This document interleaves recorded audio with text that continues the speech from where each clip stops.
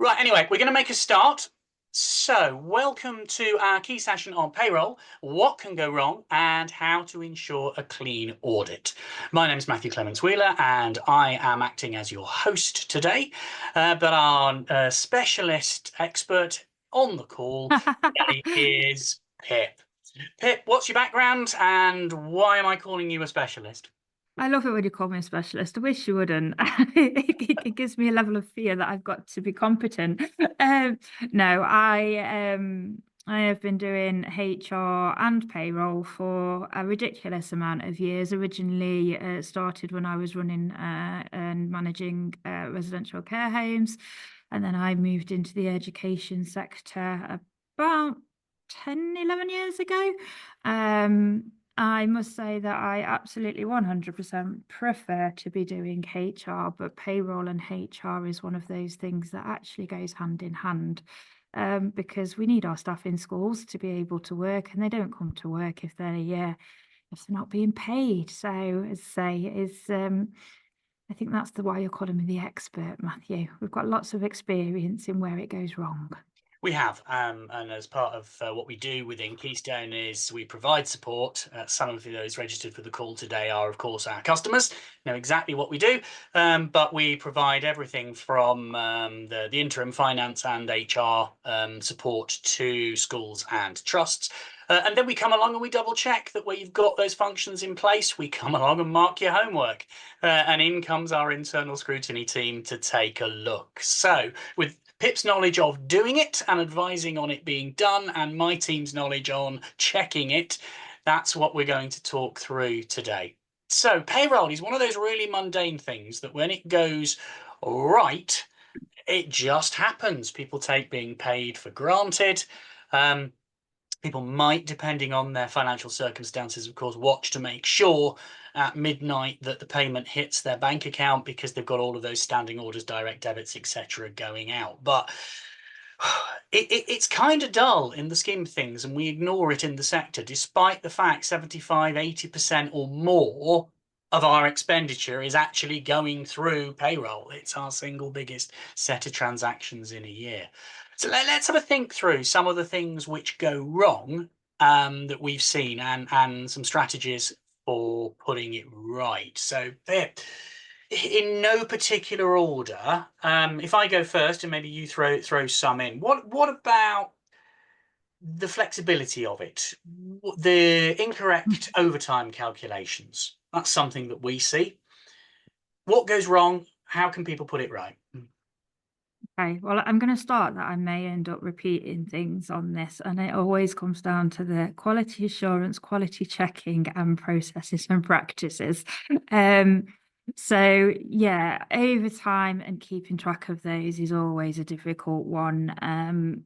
It's quite often that you'll get teams within the schools that will be working on overtime, and all of a sudden they'll not realise that they've got a deadline, or they'll come back and go, well, I've not put a timesheet in, and then you're trying to play catch up to push it through. So, it's making sure that actually as payroll you understand what that overtime is, in a sense of, are you correct that it's being paid at an hourly rate, or are they getting overtime on a set rate, so they're just being paid regardless? So for instance, caretakers will sometimes get a £15 call out fee, and it's knowing that you're putting it on that. So I've noticed on some payroll systems that you'll have different ways of being putting it in, and it's your back office administration settings that you need to just make sure that if they're working separately to what you've got set up on your main payroll, that the calculations to break it down on the hourly rate are still the same. So for instance, if you put an uplift on their general salary, that when you do that, that's pulling through to that hourly rate as well, because sometimes what you get is a difference in, you'll be putting a calculation in one end of the system for paying the hourly rate, so you'll get the timesheet, you'll put that through, and it'll be paid at the rate, but it was the old rate, because you've not gone, oh, well, actually it's not pulling through. Now, a lot of the systems generally should do it automatically, but I say, I would always be wanting to check on timesheets and processing that when it's coming from the line manager, that it's actually signed off, that it's actually correct. We've had some with clients before where they was using the difference of the line managers was putting 0.75, but they was going all 0.45 because they was doing 45 minutes. Well, payroll look at it as 0.75. But actually, the line managers was going, well, it's 45 minutes, so I've put 0.45. And there's a difference in language there of going, well, how does your payroll system work? So it's that The things that we quality take for granted. assurance. Yeah, and Yeah, to be fair, I came across that instance, and it baffled me because in my mind I'm going, well, it's an hour, and they were like, no, 60 is an hour, and it's like, oh, actually, we've got a really disconnect here, and the timesheets for a long period of time had been completely inaccurate. So, as I say, there's just making sure that when you're doing the calculations and what's in your back system that they're there and they're clear, but also that what you're getting through on that timesheet is accurate and clear, and that you understand it as the payroll person inputting it to the same as what the person providing it to you is course. given. And as you work in larger trusts, that knowledge is spread across more and more sites, more and more locations, regions around the country. So, I mean, we work with some pretty geographically dispersed trusts now, where it's an hour and a half travel time or more from their central team where payroll's happening out to their hubs that's happening. One of the questions I come back to you, Pip, with frequently when we're out on site is to say we've got a historic overtime claim that's gone through payroll. How long can it be before central payroll can say, deadline's done, the doors have come down, you can't claim that anymore, it's a historic claim?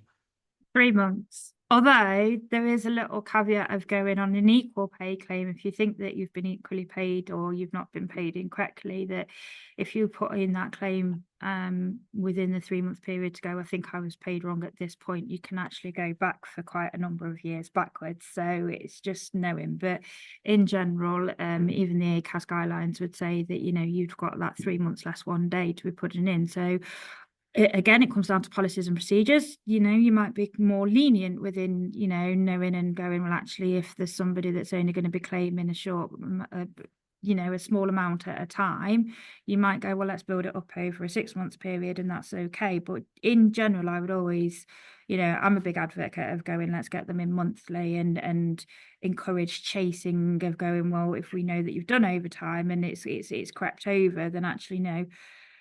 Have they just forgotten? Do we need a reminder process? And, do we need to build that culture in? Because ultimately, from a financial aspect, you don't want to be all of a sudden having claims coming in that have been built up over a 3 month period, if they're going to be excessive, because you can't actually then see what's going on. Payroll and overtime is a good indicator of what's actually happening within your school, from a safeguarding, from a personnel, sickness levels. There's a lot of data within there that actually we can analyze. So say in general, I would have your cut off as a 3 months, and that's in line with your guidelines as well. So Here's a couple of arguments that I've used in trusts previously, where you've got people who are being overly generous for historic overtime claims. yeah. So the arguments that I've used and others have used go as follows. If we are allowing large overtime claims, cumulatively historic stuff, it means that all of the reports for the periods we've closed are wrong up to that point because our year-to-date totals are wrong. It means, and this is what we don't want to do, we've sent inaccurate reports to our finance committee. That's always a nice one. So you can bring your finance committee on side to get them to play the baddies and go, finance or audit committees might say, we need better systems to make sure the stats we're getting, the figures we're getting are accurate. Second issue is we don't want to treat support staff and teachers any different than we have to. It's one workforce, one family within our school or our trust.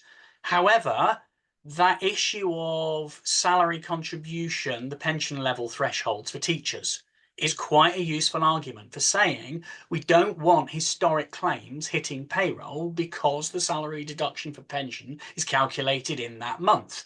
And it will mean it's to the employee's detriment if they accidentally cross a threshold.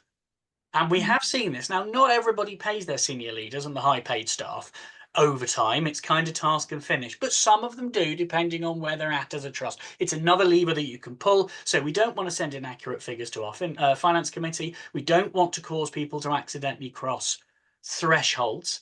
It builds in the possibility of error, because when you get an overtime claim that is 6 months, 8 months, I have seen them 24 plus months old. Mm-hmm. Nobody knows whether that information is right, and it's not possible to verify it or not. And finally, this is an argument which is really useful when you get to the end of period 12, when you're coming to the end of August and you've got your auditors in. You really want your July overtime. There might have been some overtime claims for holiday clubs or things that have happened in August, but actually what you really want is to make sure that when the auditors are crawling all over you, you're not accidentally in front of them processing payroll claims from May in front of your external auditors. Now, when we come in, we're internal, we'll be nicer to you, we'll still rat you out to your finance and audit committees, but we'll give you these kind of tips to stop it happening in future. What you don't want to do is to shake the confidence that your external auditors have in you. Again, individual claims are not going to go, they're not a material issue usually. But if you're a bigger site, bigger schools, bigger trusts, multiple sites, multiple claims, those overtime claims, as you know yourself when you're processing them, will add tens of thousands of pounds every month to payroll. And if it gives the impression to anybody, us, auditors, other colleagues in leadership in your trust, or your finance and audit committees, that you're not on top of it, fix it. There we are. That was a bit of a lecture on things to do with overtime calculations. Pip, should we take payroll deduction errors next? Payroll deduction errors. Things where Ooh. we've seen stuff coming off. Where this is an interesting one. Let me give you an example that we've seen, and how would you stop this? So stoppages where somebody in a school goes, "Damn it, that's unpaid leave," and somebody's pay is stopped, and in we come as a internal auditor, income external audit, and say, "Okay, happy days, the trust hasn't spent money, but is that deduction legitimate?" Well, again, policies, procedures, processes. Got to start thinking about deductions that take people behind the thresholds and under their thresholds as well for, NI and the minimum wage. Because I have seen that sometimes deductions are coming off, and not necessarily like your example of unpaid leave, but salary sacrifice schemes where they're taking the deductions off for that, and actually their threshold of income hasn't been enough that it then drops it down. So is it legitimate? No, it's one of those where you need to be realistic and actually look at each individual circumstances, cases, and what your policy is. There's nothing wrong with having unpaid leave, but there is an element of going, at what point is that then dropping somebody below their minimum working wage? And that's where it gets a little bit more complex of just, and again, does everything have to be unpaid leave? If you got something where a HR department is just going, this is where it's strict on policy, or a head that's just going, again, I'm maybe looking at this from a HR point of view, Matthew, but if I've got somebody going, that person's having all of their leave unpaid, but don't worry, the person next door can have it all as paid, and it's just because, well, they're always having it and it's just a one-off. Well, actually, there's consistency that you have to apply there for fairness. But yeah, I mean, there's a number of pitfalls around deductions and what should be unpaid and what's not. And again, it comes down to what's in your system, because some systems automatically do it, don't they? And we've seen that as well, where it's where just we've seen errors where the settings are wrong and payroll staff are relying on those settings, and we've seen significant compounded errors over a period of years where the wrong deductions have been made. Now, I am of an age, you can tell by the lack of hair, where when I first started running payroll back in 1997, I did all the calculations manually. I had tables published by HMRC, and I used to take my little yellow payroll paying in book up to the post office or to the bank every month. And I used to hope to God that I'd got payroll right throughout the year. Yeah, because the implications for me and the rest of the staff were horrendous if I hadn't deducted enough money. And I very keenly felt the pressure of wanting to know that I was using the right tables, the right thresholds. It's very easy now using software for it to be configured incorrectly and employees to be set up inaccurately. There, I, and this is personal advice from me, I'm not even sure this is Keystone advice. I recommend the discipline of actually working out how to calculate your tax and NI calculations and knowing yourself how to do it, rather than just relying on the payroll software and the bureaus, so that you can check it yourself. Every time there's a change, you can run manual calculations and check that you get to the same amount as your system. I'm old school, and I do like to go back to a back of a fag packet and do it that way, just to I get think that reassurance. you just reminded me of a horror story, and again, it's probably going back 22 years probably. Wow, that's making me look, I am youthful. But yeah, going back 22 odd years when I was doing NI, and I remember HMRC ringing me up because they'd misread a number that I'd written, and they'd not seen the dot because of the way that I'd written it. And I've never felt so scared in all my life of going, no, I have paid this person correctly. It's just you've misread what I've submitted. But I think something to pick up from what you've just said is, is you learning your own calculations and you making sure that that fear of taking a book to payroll and putting that book into the bank and into post office and things is actually something that we forget in payroll. It is something we need to concentrate on, and there is an anxiety that we get when we're processing payroll, because yes, we're relying on systems, but actually those of you that are payroll managers processing it will know that there's still a lot of concentration that goes into looking at those Excel spreadsheets and the lines and lines and lines and lines. And it's that, for me, in the care homes, when I was administrating medication, I would have a big red bib on that said, "Do not come near me."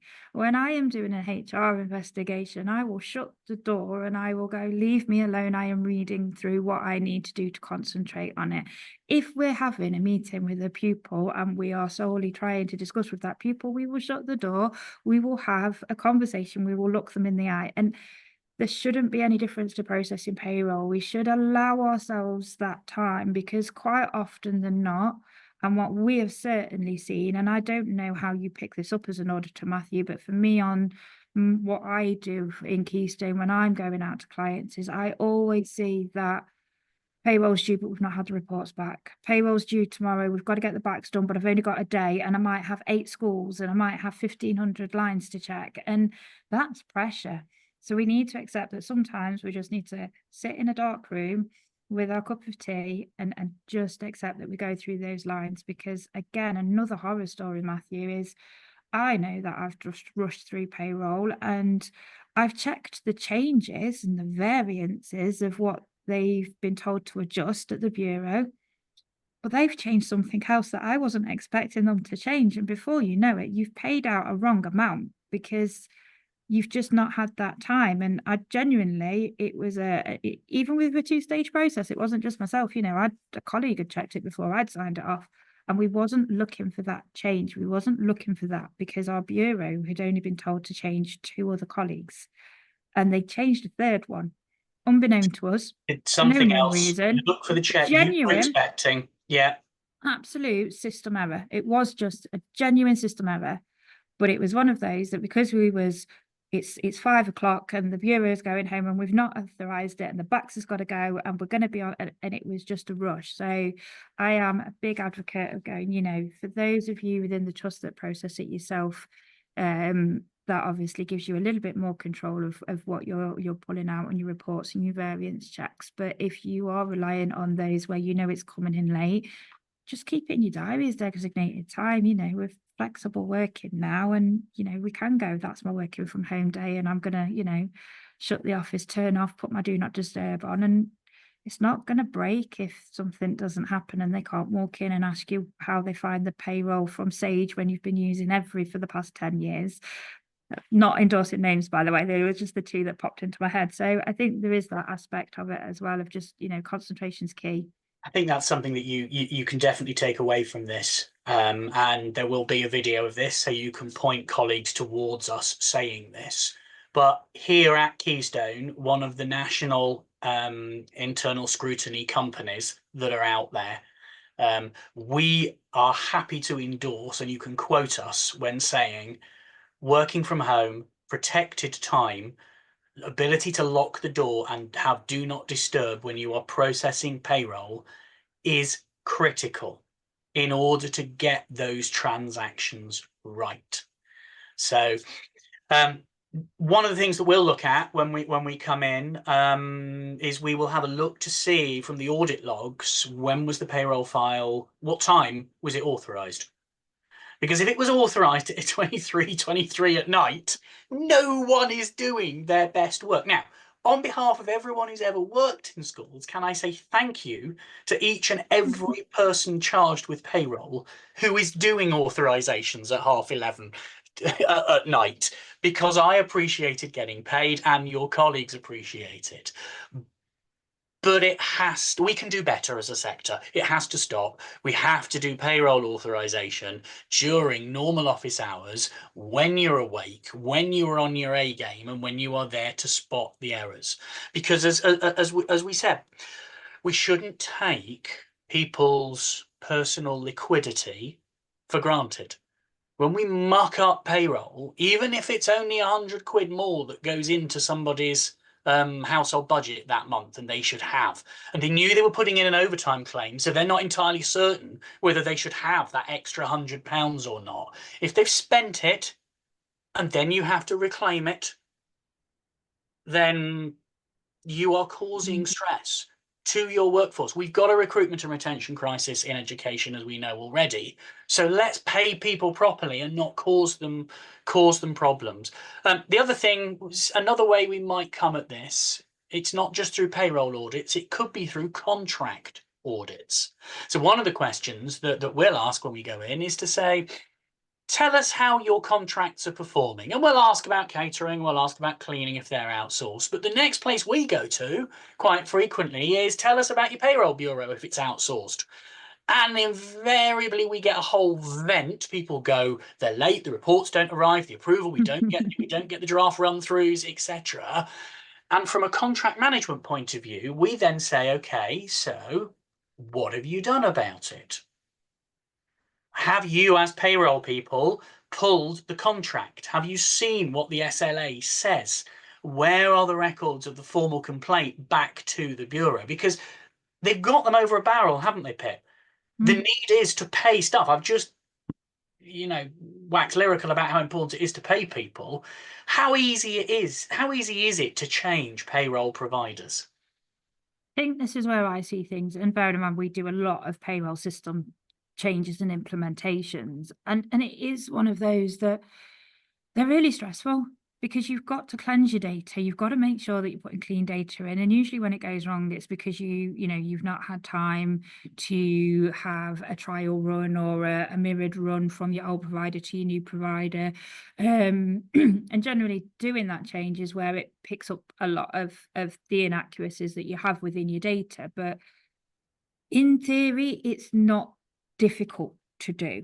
It's just time consuming. And you're doing that time consuming through your day to day, and obviously going out to procurement to look at them is, I've advocated for some payroll bureaus, and I've backed ones that have gone, we're coming into the education sector, we want to get into it, we want to do it, you're the good size trust, and we're getting a great deal. It's cheaper for us. Let's go with it. Let's run with it. Oh, actually, we're getting a problem here. We're going to change. There isn't a one size fits all payroll bureau out there that is that I would go, that suits everybody, because it is down to the school's individual needs. But that is a scary process to go through. procuring of it, looking at what you actually want to know for it, and then the process of being transferring over it. And that's, I think, is one of the things why we generally go, well, we'll just accept it, because it's easier when we're getting wrapped up in the day to day and we start going through, if you look at the academic year, and most payroll processes are changed, and most swap outs for anything on a new system happens sort of June through August, so that it's ready for September. And then before you know it, you're going into audit season, and you've got your auditors coming in, you've got your internal scrutiny, then you've got your audit, and then, oh, actually, no, it's not working, and it's not been working.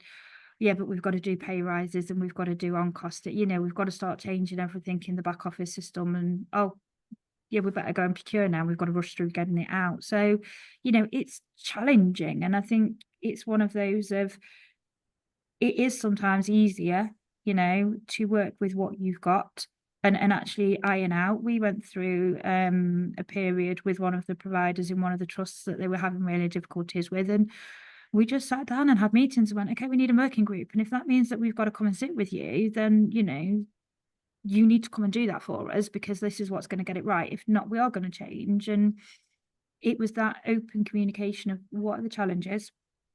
And it may be our understanding on the school side or the trust side, or it could be that they're understanding on their side of what we need, or it could be the system. But you have to really kind of dedicate the time to looking at that and go, what is the best choice for you in your trust and your school? And if you are going to make that leap to change, then, plan it. So I'm not sure if that answered your question, really. No. It did. I'm thinking some of the other things that we've seen. Oh, we've seen stuff where TLRs, they're always fun. They're always a great one for payroll audits if we come in and have a look. Insist on paperwork. Insist that people confirm for you that what the paperwork says is what's been discussed with the employee. So stacking TLRs is an interesting one for us, where we'll give somebody a TLR for doing something. They're a head of department, small department, they lead a key stage, and somebody goes off sick and we need somebody else to do something, and we don't quite know whether we're going to backfill that position or not. So we tell them that they're going to get another TLR of the same amount. And you've probably seen it if you're on this webinar with us. You know that in order to keep the workforce and the business of our schools and trusts going, leaders at all levels will try to do deals with the workforce in order to keep them happy, motivated, paid, and the wheels on the wagon. And what we end up with are payments that are being legitimately made to employees because the employee has been promised that amount. And you are accomplices to breaching the pay policy of your school or trust. Because that stacked TLR, that weird arrangement, doesn't exist in the pay policy, and it sure as heck hasn't been consulted on as it should have been if you're following national negotiating terms and conditions. So, and very often I would expect your own policies say that changes into structure will be consulted on. All of a sudden, we've got the random stuff coming through. So be proud of being awkward. Be chief leaders of the awkward squad. If necessary, call your internal scrutiny partner for your trust. Because if you've got the right contract with them, they will provide in-year support, not just the visits when they come and check you. But give them a call. You'll end up talking to someone like Pip or like me, who will say, no, we will support you, and you can quote us when we say, don't do that. Go back and do it properly. The ends don't justify the means. Except they do, but change the means. So if you need to keep the school running, do it. Have the consultation. Just make it happen. Yeah. So that kind of thing. Pip, the other thing we find, sort of misclassification of employees, was something we've talked about previously, haven't we? You're going to start going, IR35, aren't you? Yeah. And it's a complex one, and sometimes we don't realize where that sits. So, it's always just having one eye on what are they coming in to do, what are they not coming in to do. I mean, we do it with interim positions where I've gone in and we've done interim, but we're a company, and if I was not available, then one of my colleagues would step in, and therefore that's fine. But I get consultants come in and they go, oh yeah, it's my own company, and you go, oh, I'm not so sure that this is sitting right. So yeah, IR35 is an interesting one, making sure that they're actually sitting there. I mean, again, I've seen just casual workers that get put in because it's just knowledge and understanding of it. And sometimes it's just worth having a crib sheet of when you've got new starters, and if you have got payroll assistants or school business administrators putting things onto your payroll, or HR putting things onto the payroll, just go in, if this person comes in as this, you need to check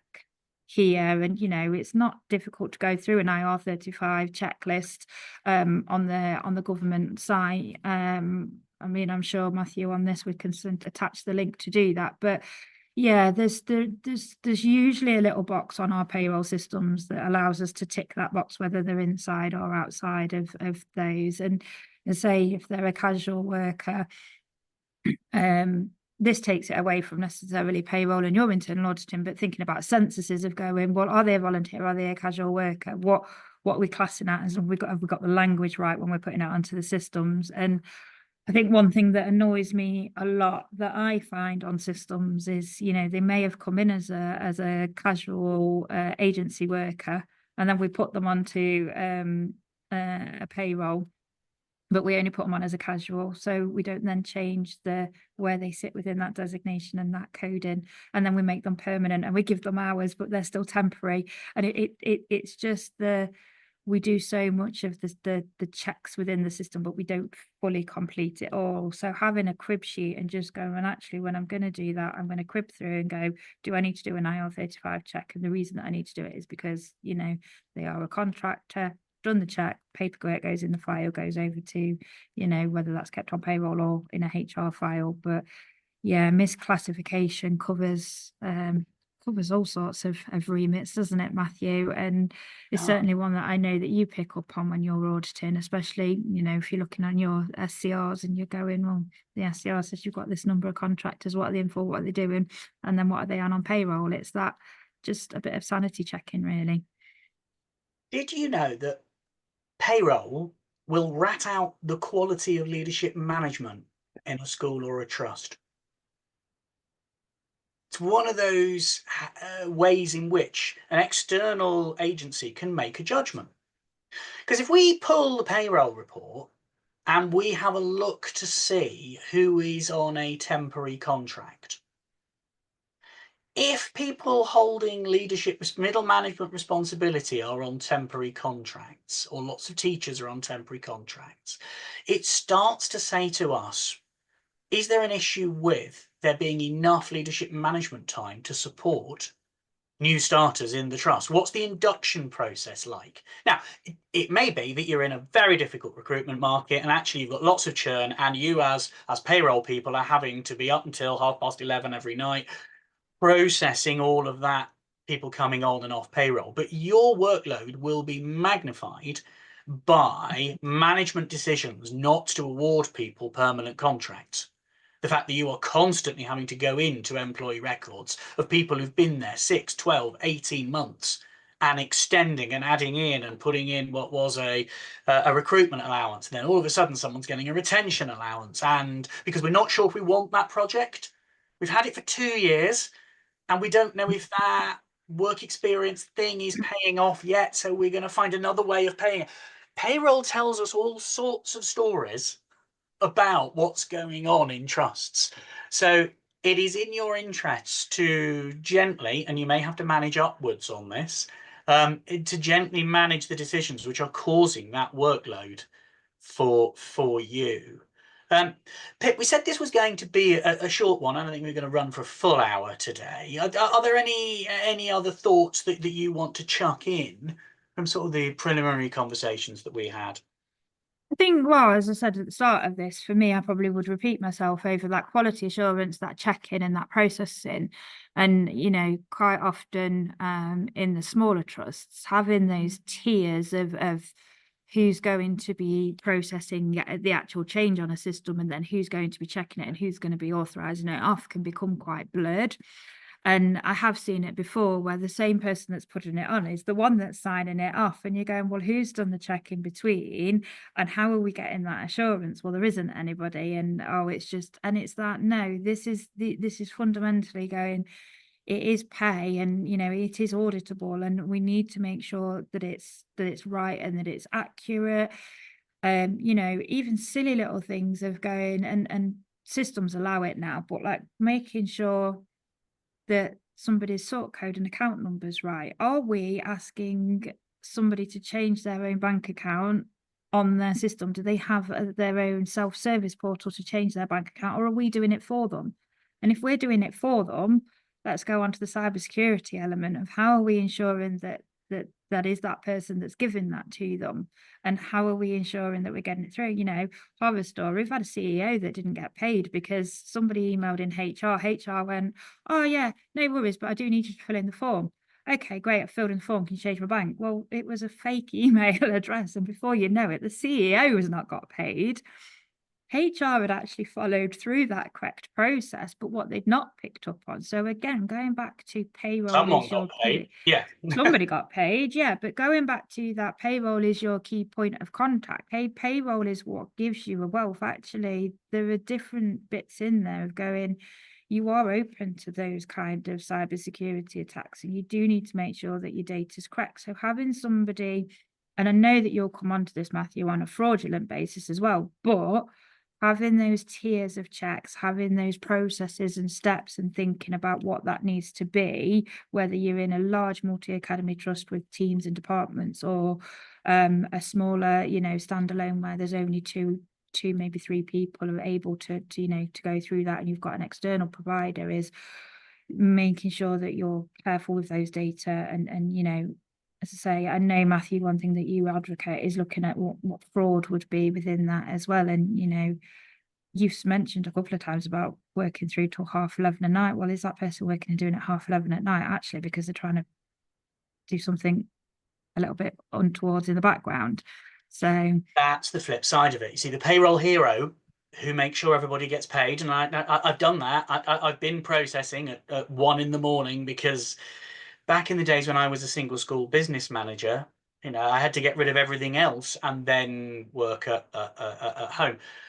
But the payroll hero who goes, yeah, got payroll done at 11:30 at night. Happy days, everyone's getting paid. Everyone loves them. Great, thank you very much. It's the brilliant opportunity to hide stuff that's been done inappropriately. So the backhander, if you've got the right permissions, you can't change your own pay amounts, but you can change your mates, and your mate then remits half of that to you, and nobody spots it because payroll hero, Happy Matthew, did the changes at 11:30 at night. Aren't we grateful that everybody got paid? And there was a recent case, wasn't there, where a school Yeah, business manager had pretty much fleeced the school out of lots of things with purchase orders and payroll, and I think it ended up at being almost £1 million over a certain period of time. And it's the trusted person in the office doing it. She's a very dedicated employee. So, as I say, there's a lot of elements of why you need to have those processes, the procedures, the quality check-in. Even silly things like somebody changes their name. So I've just mentioned about, do you have a self-service portal and a way to check that somebody is the person that's changing the bank account, but also changing names, because again, it's got to be their legal name. And I don't know how many schools I've been into where their name isn't the name that they use, and all of a sudden you find out that, Mr. Joe Brown is actually Michael Thompson or something. Sorry, Simon, I've just picked your last name there. But that is the thing of going, well, I go by my middle name and I don't use that surname. Or I got married, but in school I don't want to use that name. Well, you're married and that's what your NI number. If you've changed it outside, payroll needs to know those things, and we need to have an oversight. So we need yes. to have that I process in I place. take a similar view, and have ended up in some quite tetchy conversations with unions when their members have objected to my insistence that people have one clear identity and it's what they're known as with HMRC. Mm. It's because it's one of those measures that helps to get things right. Yeah, and Um, you will find a lot of payroll systems now, Matthew, will actually, I've noted an update on ours that now allows us to be able to put known by yeah, so that you can have that. But we do need to make sure that, we are checking those things and we are being correct with them. don't get me wrong. I'm not so draconian that I don't allow shortening or contractions, but there needs to be a pretty common. Anybody who looks at lists needs to be able to understand that that name refers to that individual. Mm. And of course, that's before we get into, when you've got the lovely scenario of two Jane Smiths, two Azim Khans, it's great. There is And it only, happens. yeah, It there is does. only one Matthew Clements Wheeler, as far as I know. Still, if you Google me, it's a compound name when my wife and I double barreled our names. Um, yeah, so I had to follow through on my own practice and change everything. Um, but again, it's just those checks to make sure. And as you work in larger and larger operations across more and more sites and more people, those names are just pieces of data on a system to you. You may never have met and will never meet some of the hundreds, if not thousands, in the larger trusts of staff whose details you process. Mm. And this is what happens if you get into not processing payroll at 11:30 at night and start to do it at 2 o'clock in the afternoon. It gives you time to put in your own checks. So you ring one of the schools and you ring reception, you randomly pick a name, and it just adds in that practice. And if you work in a 30 school trust, you're not going to ring 30 school receptions to ask about 30 individuals, but just, you know, every payroll, ring one or two of your schools and ask if X is at work today, just to get into the habit of not taking the lists that you get, the authorizations that you get on trust. See what I used to do, Matthew, and again, I was in a larger multi-academy trust when I was doing this. But checking payroll when I'm doing SCR. So I would go in and do an SCR audit against a file audit because I want to make sure that I've got the correct paperwork against what the SCR is telling me. But then I'd also ask for a list of names of who was on the payroll.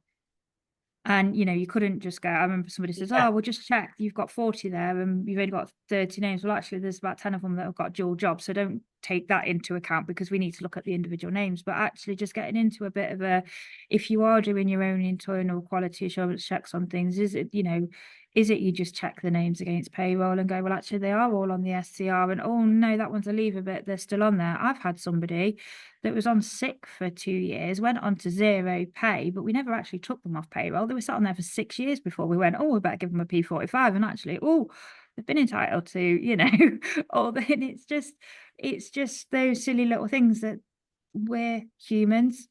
We are in busy environments and pupils are our priority. Getting, the pay done so that our teachers and our support staff are out on the floor with the pupils.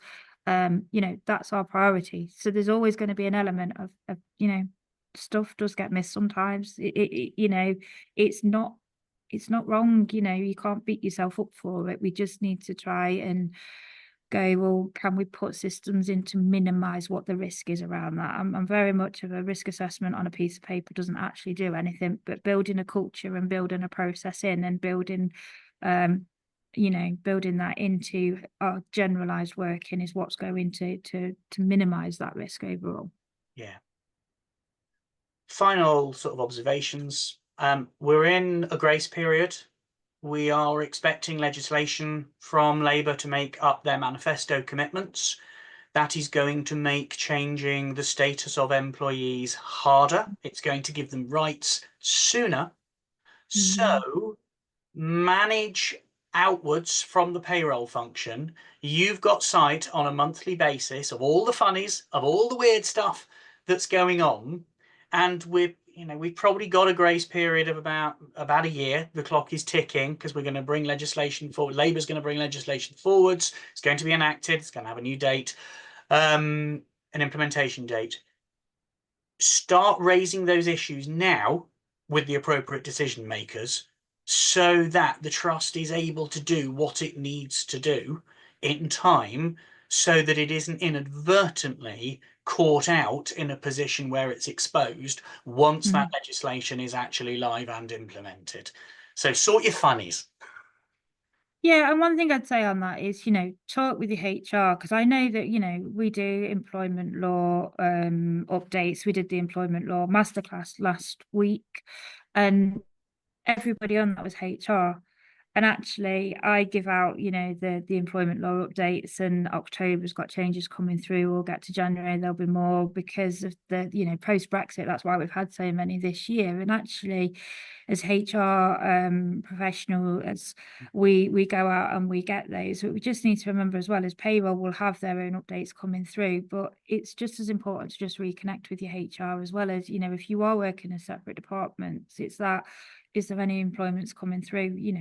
Bully your way on. If you're a standalone payroll person in an academy trust, and it can be quite an isolating role sometimes, and it's that, well, maybe you want to go on and have a look at an employment law update just on the off chance. I know that there's a number of companies that do payroll specific things, and they'll talk about what benefits and what ways you can do. So, put that time in. It's just as important for you as a payroll professional to be understanding of them, pension changes and like you say, classifications of workers, and just make sure that you're on your same level with your HR. And if you think that there's something, the HR sometimes is a good source to backfill into that if it's not available for your payroll networks.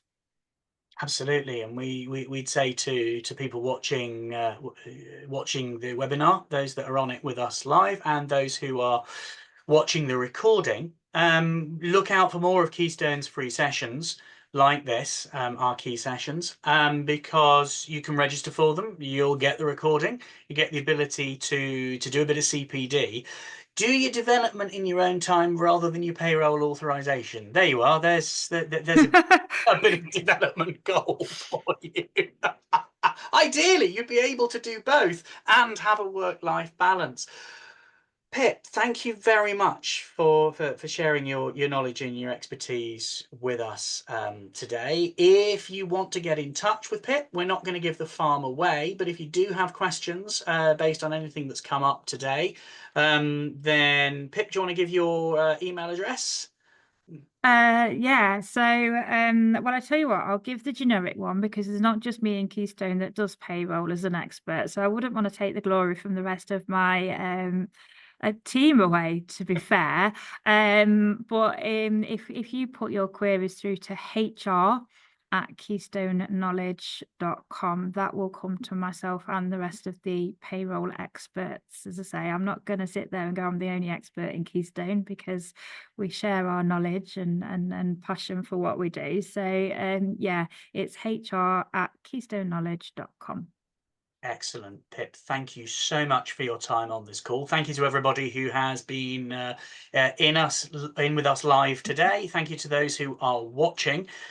Do keep an eye on our website, our socials, and you get our email materials coming through as well. We are doing more of these key sessions. We've got more planned throughout the year. And we would love to see you on the next one. You've been Pip. I've been Matthew. Together we've been Keystone Knowledge, and thank you very much for listening. Have a lovely day. Thank you, Matthew.